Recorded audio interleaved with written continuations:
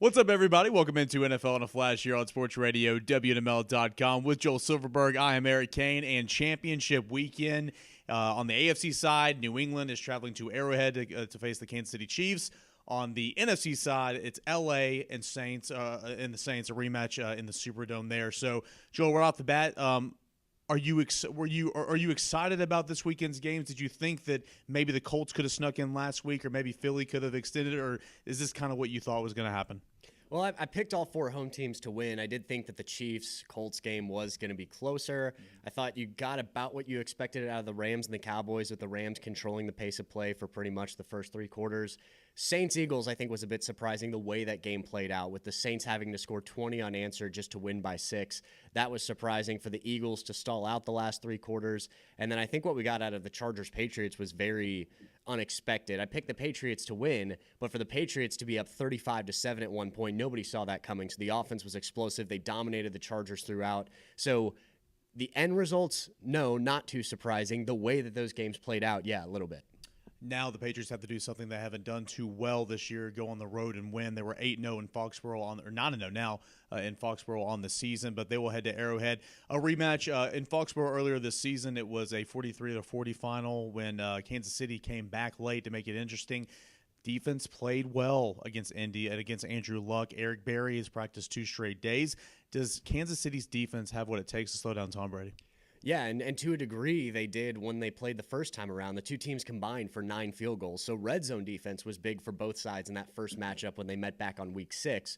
So whoever makes the more defensive stops and takes away points off the board, because you're giving up 4 points potentially every time you have to settle for a red zone field goal. So whoever does more of that likely will be able to win this game as well. So I think for Kansas City, offensively, they should be very comfortable playing at home. Tom Brady just 3-4 in his career in road playoff games, which is kind of surprising. Someone that's been as successful as he has fewer road playoff wins in his career than Joe Flacco. Granted, when you play as much at home as you get to, you're not necessarily used to playing on the road. So, yeah, I'd expect New England and Tom Brady to come out firing.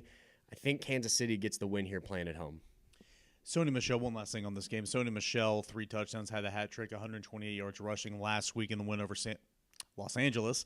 And James White, of course, out of the backfield. New England is at its best when it utilizes those running backs in the passing game. And Rex Burkhead found the end zone as well.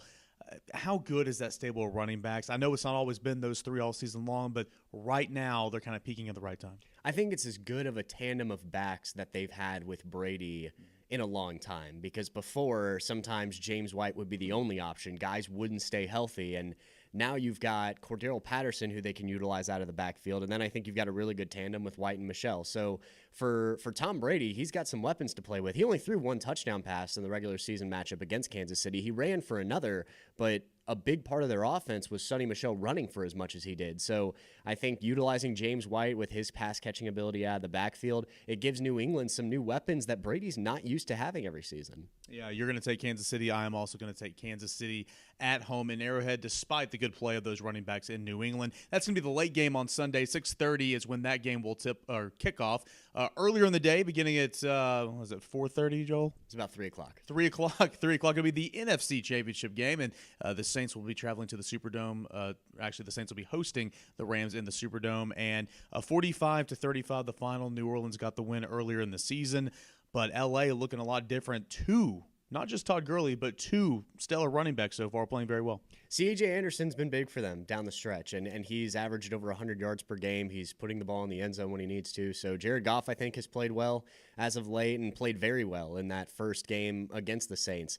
I do think the Saints get the win. I think they have a more complete team. Depth could be a problem for the Rams if that becomes another track meet, with the Rams being as beat up as they were late in the regular season. I do think they've recovered enough that they can make this a game.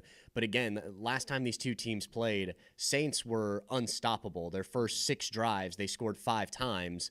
The lone drive they didn't was when Mark Ingram fumbled the football. So the Rams not really forcing a lot of 3-and-outs, not forcing a lot of punts for New Orleans that first time around. The defense is going to have to get off to a much faster start this time if they want to have a shot.